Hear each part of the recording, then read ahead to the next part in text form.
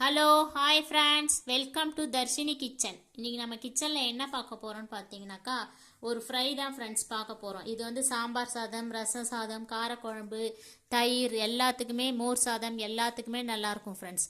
என்னன்னு பார்க்க போனீங்கன்னா வாழைக்காய், உருளைக்கிழங்கு, ஒரு கேரட் இது வந்து மிக்ஸ் பண்ணி வச்சுருக்கோம் ஃப்ரெண்ட்ஸ். அதில் கொஞ்சம் கொஞ்சம் கட் பண்ணி வச்சுருக்கேன். இந்த மாதிரி மூணுமே போட்டு செஞ்சு பாருங்கள் ஃப்ரெண்ட்ஸ், நல்லாயிருக்கும். இப்போது அடுப்பு மேலே வானல் வச்சுருக்கேன். அதுக்கு கொஞ்சம் எண்ணெய் இது கொஞ்சம் கூடுதலாக ஊற்றிக்கோங்க ஃப்ரெண்ட்ஸ். ஏன்னா நம்ம இது வந்து எண்ணெயிலே தான் செய்ய போகிறோம். அதனால் கொஞ்சம் எண்ணெய் கூடுதலாக ஊற்றிக்கோங்க. எண்ணெய் காயட்டும் ஃப்ரெண்ட்ஸ்.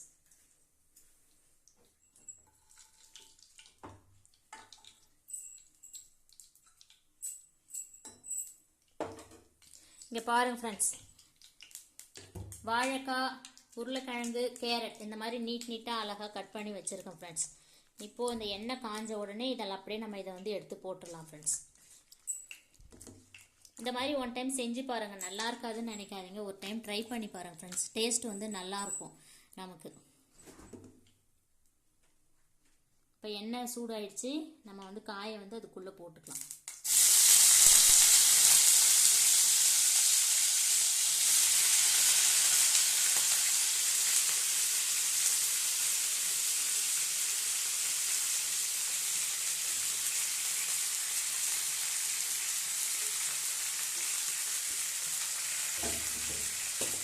போட்டுட்டு இப்போ நம்ம இதுக்கு தேவையான அளவுக்கு உப்பு போட்டுக்கலாம் ஃப்ரெண்ட்ஸ்.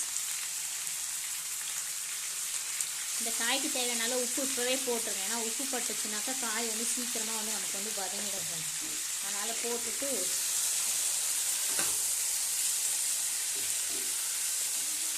உப்பு போட்டுட்டு நல்லா இப்படி கிளறி விட்டுருங்க ஃப்ரெண்ட்ஸ்.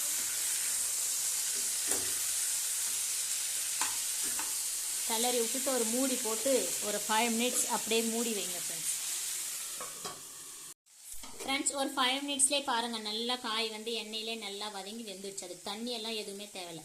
இப்போ நம்ம இதுக்கு தேவையான அளவுக்கு மிளகாத்தூள் போட்டுக்கலாம் ஃப்ரெண்ட்ஸ். நம்ம சாதா அது சாம்பார் தூள் போடுவோம் இல்லைங்களா, குழம்புக்கு எல்லாத்துக்கும் அதே மிளகாத்தூள் தான். நமக்கு காரத்துக்கு ஏற்ற மாதிரி தகுந்த மாதிரி போட்டுக்கோங்க. ஏன்னா இது நம்ம சாம்பார் சாதம், ரசம் சாதம்ன்றதுனால இது கொஞ்சம் காரமாக இருந்தால் தான் நல்லாயிருக்கும். அதனால் நமக்கு தேவைன்ற அளவுக்கு உங்கள் வீட்டில் காரம் எப்படி சாப்பிடுவீங்களோ அதுக்கு தகுந்த மாதிரி போட்டுக்கோங்க. நான் வந்து இப்போ போட்டிருக்கேன், இருங்க பார்க்கலாம். நம்ம இப்படி கிளறி பார்க்கும்போதே நமக்கு வந்து தெரியும் ஃப்ரெண்ட்ஸ். காரம் போதுன்னாக்கா நம்ம நிப்பாட்டிக்கலாம், வேணும்னா இன்னும் கொஞ்சம் லைட்டாக போட்டுக்கலாம்.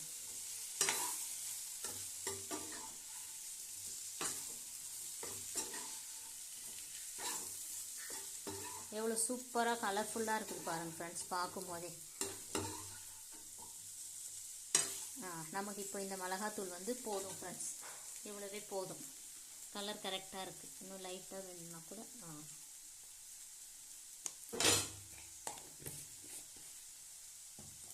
போதும் ஃப்ரெண்ட்ஸ். இப்படியே வந்து ஒரு 5 நிமிஷம் மறுபடியும் 5 நிமிஷம் அப்பப்போ வந்து கிளறி விட்டுக்கோங்க ஃப்ரெண்ட்ஸ்.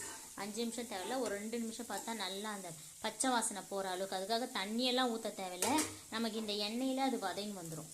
மறுபடியும் சும்மா ஒரு செகண்ட் மூடி போட்டு மூடி வரும் ஃப்ரெண்ட்ஸ். இங்கே பாருங்கள், சூப்பராக நமக்கு வந்து இப்போ ஃப்ரை ஆகி சூப்பராக வந்துடுச்சு ஃப்ரெண்ட்ஸ்.